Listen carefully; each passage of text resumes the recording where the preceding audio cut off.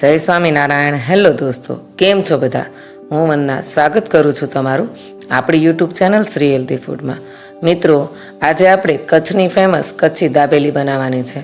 દાબેલી તો કચ્છની ફેમસ છે, પણ અમારા સુરતીઓ તેને વધારે પ્રમાણમાં ખાવાનું પસંદ કરે છે. તો એકદમ જેવી બહાર મળે છે તેવી લારી જેવી જ આપણે દાબેલી આજે ઘરે બનાવવાની છે.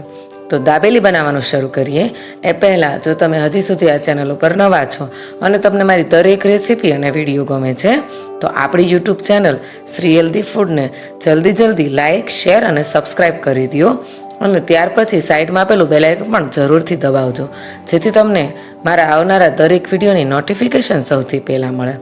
તો ચાલો ફટાફટ આ ચોમાસાની સિઝન એટલે કે વરસાદમાં ખાવાની મજા પડી જાય તેવી કચ્છની ફેમસ કચ્છી દાબેલી આપણે ઘરે જ બનાવશું. તો ચાલો ફટાફટ બનાવી લઈએ દાબેલી. તો મિત્રો, દાબેલી બનાવવા માટે સૌપ્રથમ અહીંયા આપણે 500 ગ્રામ જેટલા બટેકા લેવાના છે. તે બટેકાને આપણે કુકરની અંદર એડ કરશું અને તેની સાથે જ 1 થી 1.5 ગ્લાસ જેટલું પાણી એડ કરી કુકરનું ઢાંકણ બંધ કરી આપણે બટેકાને બાફી લેવાના છે. ત્યાર પછી અહીંયા આપણે ગ્રીન ચટણી બનાવવાની છે. મિત્રો, મોટાભાગે દાબેલીની અંદર ઘણા લોકો ગ્રીન ચટણી એડ નથી કરતા, પણ આ વખતે મારી જેમ દાબેલી બનાવવાની ટ્રાય કરજો. જો તમે ગ્રીન ચટણી એડ કરશો ને તો દાબેલીનો સ્વાદ 4 ગણો વધી જશે. તો અહીંયા તમે જોઈ શકો છો મિત્રો, આપણે એક મિક્સર જારની અંદર આદુ, મરચી, ધાણા, ફુદીનો અને ત્યાર પછી સ્વાદ પ્રમાણે મીઠું એડ કર્યું છે. 1 ચમચી જેટલી ખાંડ એડ કરી છે. 1 લીંબુનો રસ એડ કર્યો છે, તમે જોઈ શકો છો. ફટાફટ આ બધી વસ્તુ એડ કરી મિક્સર જાર બંધ કરી આપણે આ બધી વસ્તુને સરસ રીતે પીસી લેવાની છે. એટલે આપણી સરસ મજાની ગ્રીન ચટણી તૈયાર થઈ જશે. તો હવે અહીંયા આપણી એકદમ સરસ એવી ગ્રીન ચટણી બનીને તૈયાર થઈ ગઈ છે. આને આપણે એક બાજુ સાઈડમાં મૂકી દઈશું. ત્યાં સુધીમાં દાબેલીમાં એક વસ્તુ ખાસ મહત્ત્વની હોય છે, એ છે દાબેલીની લાલ ચટણી, જે આપણે અત્યારે બનાવી રહ્યા છીએ. તો તપેલીની અંદર 2 ચમચી જેટલી અહીંયા મેં પીસેલી આંબલી એડ કરી છે. તમે સ્વાદ પ્રમાણે આંબલી અને ગોળ એડ કરી શકો છો. ત્યારબાદ આપણે ગોળ એડ કરશું. મિત્રો, ગોળ પણ મેં 1 મોટા કાંગડા જેટલું એડ કર્યું છે. ત્યાર પછી તેની અંદર 1 થી 1.5 ગ્લાસ જેટલું પાણી એડ કરી ગેસની ફ્લેમ ઓન કરી અને તેને આપણે આવી રીતે ગેસ ઉપર ગરમ થવા માટે મૂકી દેવાની છે.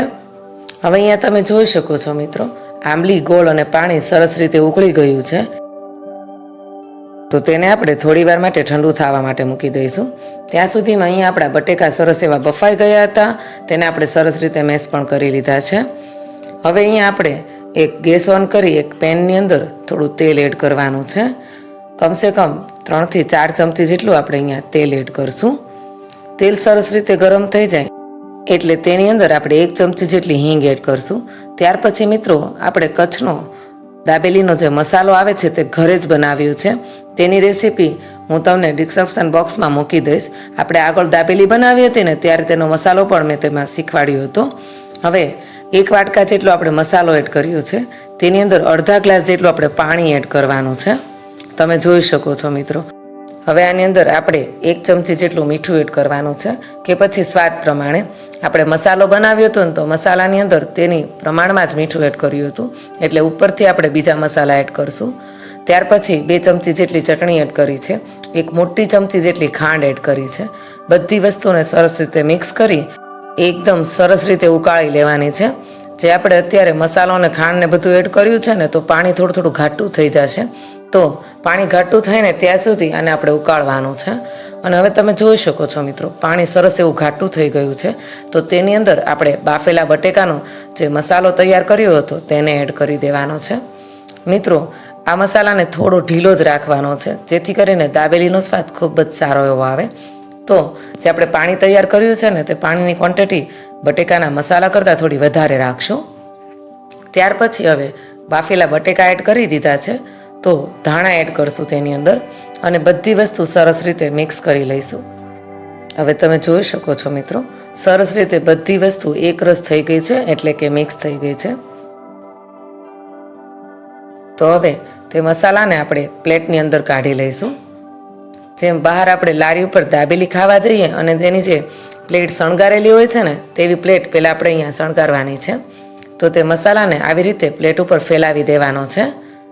એકદમ સરસ રીતે ફેલાવી દઈએ મસાલાને. અને ત્યાર પછી તે મસાલાની ઉપર આપણે ઝીણા ચોપ કરેલા ધાણા આવી રીતે લગાવી દેવાના છે, એટલે કે ઉપરથી છાંટી દેવાના છે. તમે જોઈ શકો છો. ત્યાર પછી આપણે મસાલા સીંગ, તે પણ આપણે ઘરે જ તૈયાર કરી છે, તો મસાલા સીંગ એડ કરશું તેની ઉપર. મિત્રો, અહીંયા જો તમે કાંદા ખાતા હો તો તમે કાંદા પણ આવી રીતે ઉપરથી એડ કરી શકો છો. મસાલા સીંગ એડ કર્યા પછી અહીંયા આપણે દાડમના દાણા એડ કરવાના છે. તમે જોઈ શકો છો. મિત્રો, તમારી પાસે જો દાડમના દાણા ના હોય તો તમે તે સ્કીપ પણ કરી શકો છો.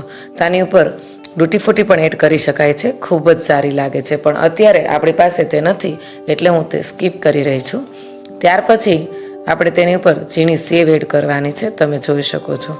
તો એકદમ સરસ એવી, જેવી બહાર આપણે દાબેલી ખાવા જઈએ ને ત્યારે આ પ્લેટ જોઈને જ આપણને દાબેલી ખાવાનું મન થઈ જતું હોય છે. તો તેવી આપણી પ્લેટ અત્યારે તૈયાર થઈ ગઈ છે મસાલાની. તો હવે તૈયાર થયેલા દાબેલીના મસાલાને આપણે સાઈડ ઉપર રાખી દઈશું અને ત્યાં સુધીમાં આપણી ગોળ આંબલીની ચટણી બનાવી લઈશું.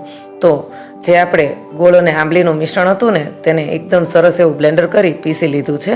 તેને એક પેન ઉપર એડ કરી ગેસની ફ્લેમ ચાલુ કરી તેની અંદર આપણે ખાંડ એડ કરશું. તો અંદાજે અહીંયા મેં 2 મોટી ચમચી જેટલી ખાંડ એડ કરી છે. હિંગ એડ કરશું 1 ચમચી જેટલી. 2 થી 3 ચમચી જેટલું લાલ મરચું પાવડર એડ કરશું. 1/2 થી 1/4 ચમચી જેટલું મીઠું એડ કરશું કે પછી સ્વાદ પ્રમાણે. મિત્રો, જે બહાર ચટણી મળે છે ને તે લોકો તેમાં ખાંડ એડ કરે છે, ખાલી ગોળ આંબલીની ચટણી નથી બનાવતા. ખાંડ એડ કરવાથી ચટણીનો સ્વાદ ખૂબ જ સારો એવો આવે છે. હવે અહીંયા તમે જોઈ શકો છો, બધી વસ્તુ એડ કરી આપણે આંબલીની ચટણીને સરસ એવી ઉકાળી લીધી છે.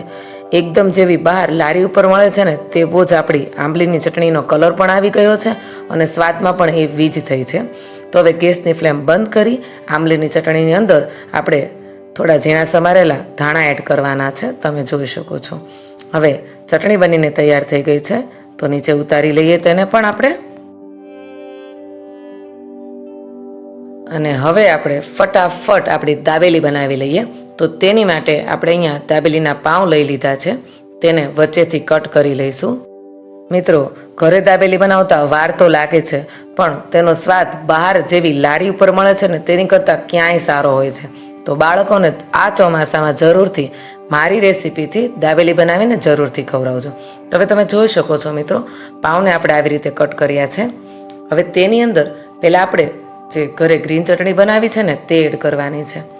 તો 1 થી 1.5 ચમચી જેટલી ગ્રીન ચટણી એડ કરશું.